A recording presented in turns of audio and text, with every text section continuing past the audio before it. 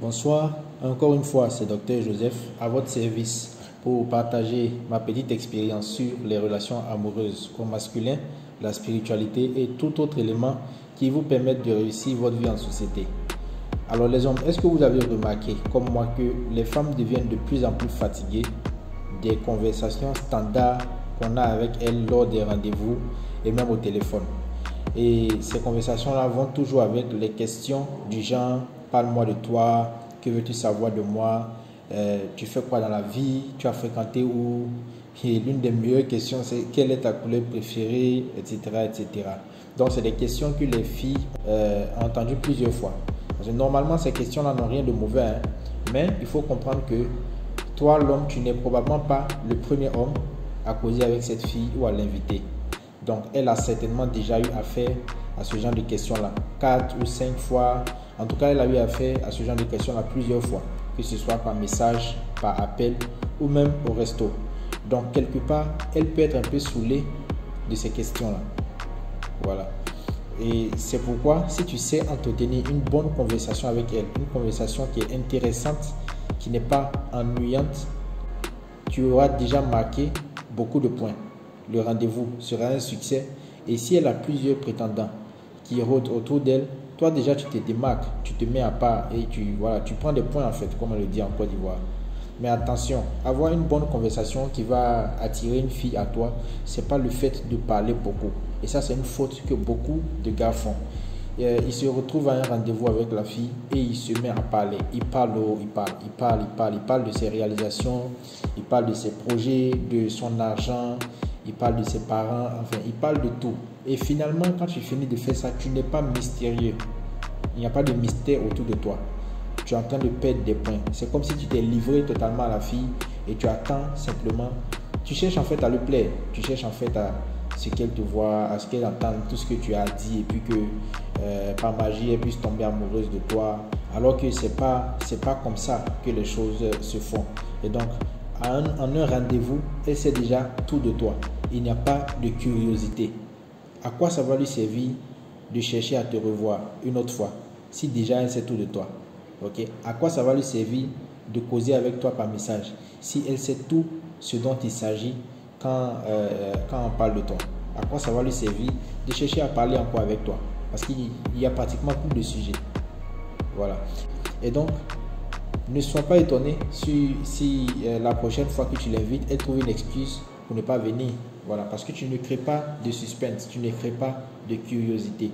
Un bon rendez-vous, c'est un rendez-vous à la fin duquel la fille te regarde et puis elle te dit « Mais attends, là, tu n'as pas parlé beaucoup, hein. C'est moi qui ai raconté toute ma vie. » Si tu as eu une telle conclusion, une telle remarque, ça c'est un bon signe.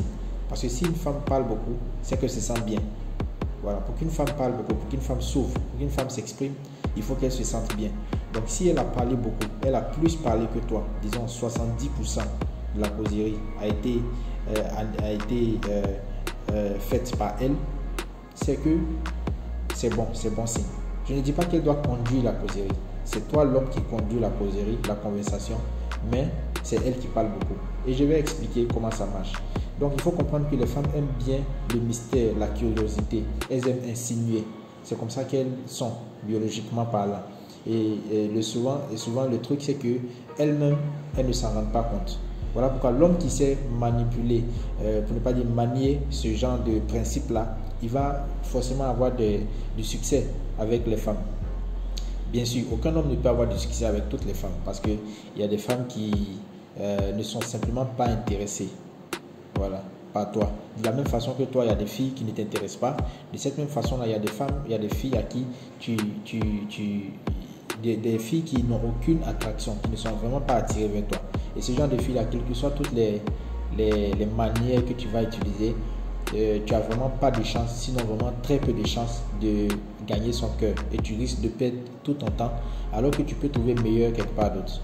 Donc ça aussi, c'est une chose à découvrir et je vais en parler plus tard. Donc, par contre, si tu as parlé beaucoup, ce qui peut peut-être sauver ton honneur, c'est si tu la fais rire. Voilà, si tu la fais rire. Parce que, voilà, ça au moins, ça peut faire qu'elle va peut-être te donner d'autres chances de la rencontrer parce qu'elle va aimer ta présence puisqu'elle rit. Mais même là encore, il faut comprendre qu'aujourd'hui, pour rire, on peut juste regarder quelques vidéos sur le net et donc elle n'a pas forcément besoin d'être avec toi si c'est juste pour rire. Et il y a une chose que tu dois comprendre et tu dois apprendre à construire avec elle et en elle dès le premier rendez-vous.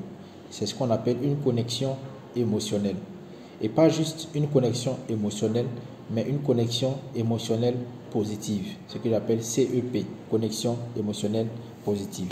Alors, mon premier point, il faut savoir ceci.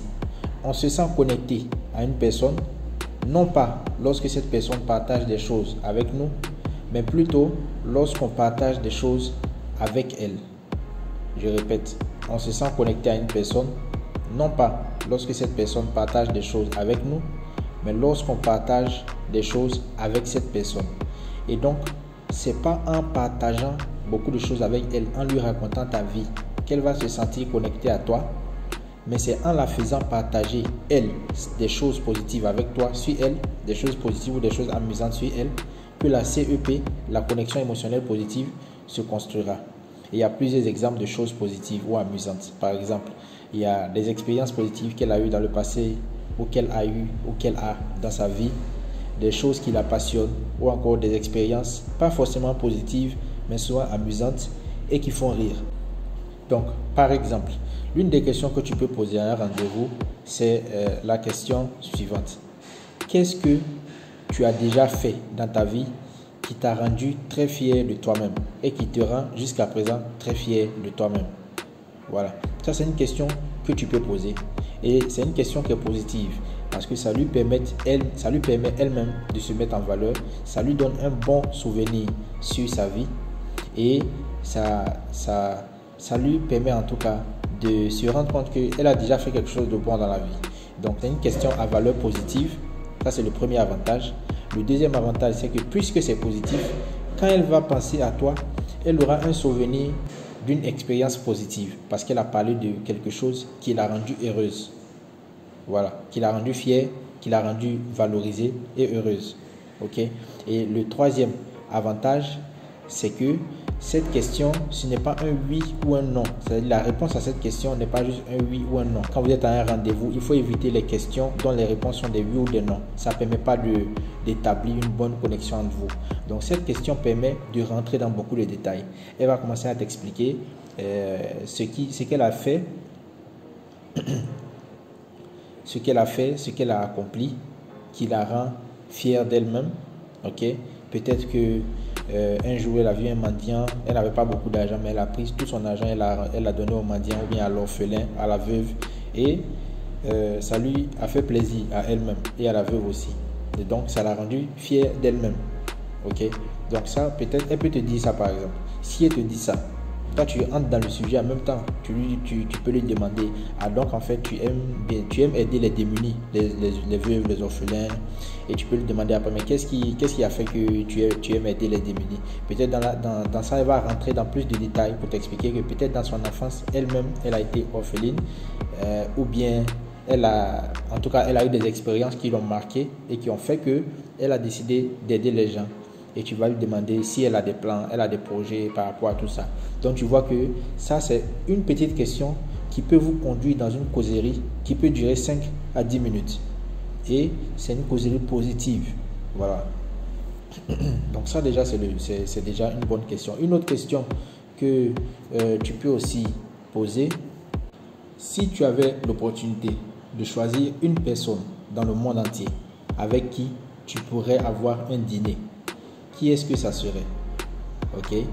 Donc, quand tu lui poses une question pareille, elle va te donner le nom d'une personne avec qui elle voudrait, en tout cas, elle rêverait d'avoir un dîner. Ça te permet tout de suite de savoir le genre de personne et le genre de choses qu'elle admire. Ça pourrait être un homme politique, ça pourrait être une star de musique ou de cinéma ou bien autre chose, ou bien ça pourrait être simplement quelqu'un de sa famille. Ça te permet de voir les choses qu'elle valorise en fait dans la vie. Okay? Et ça lui permet elle aussi de rêver, ça lui permet elle aussi d'être dans un rêve, ça lui permet d'être dans une fantaisie et c'est très bon, c'est positif aussi. Et toi, ça te permet de savoir quel genre de fille elle est, les choses qu'elle aime, sans qu'elle te dise ce qu'elle aime, tu sais ce qu'elle aime. Parce que si tu lui demandes qu'est-ce que tu aimes faire elle va forcément trouver des bonnes choses à te dire. Mais si tu lui demandes avec qui tu veux dîner, c'est subtil. Ça te permet de savoir des choses qu'elle ne dit pas clairement, mais que tu es capable de tirer de ce qu'elle dit. Et c'est comme ça en fait qu'on a de bonnes discussions, conversations avec les filles. Je me rappelle, il y a une fille que j'avais invitée, je lui avais posé cette question et elle avait répondu qu'elle voulait avoir un rendez-vous avec une de ses amies. Et donc je lui ai demandé pourquoi. Et c'est toujours comme ça. Quand elle dit ça, tu demandes pourquoi. Et ça vous permet d'entrer encore dans une autre conversation. Ça vous donne un autre sujet de causerie intéressante. Et donc je lui ai demandé pourquoi. Elle avait dit que c'est parce que la fille avait eu un problème avec la fille. C'est-à-dire elles étaient amies d'abord et ensuite elles ont eu des petits problèmes, des petites mésententes qui les ont séparées. Et là maintenant, elles cherchaient à se remettre ensemble, à se réconcilier. Et donc si elle pouvait avoir un dîner avec cette fille, ça lui ferait très plaisir. Donc ça nous a permis d'entrer dans beaucoup de détails. Bien sûr, on n'est pas entré dans tous les détails parce qu'on n'était pas encore très proches, on était vraiment dans nos débuts d'amitié.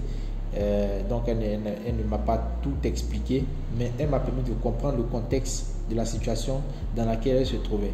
Et ça m'a permis de voir quel genre de fille elle est, puisque ça m'a permis de comprendre que c'est une fille qui peut laisser tomber les problèmes, les mésententes qu'elle a.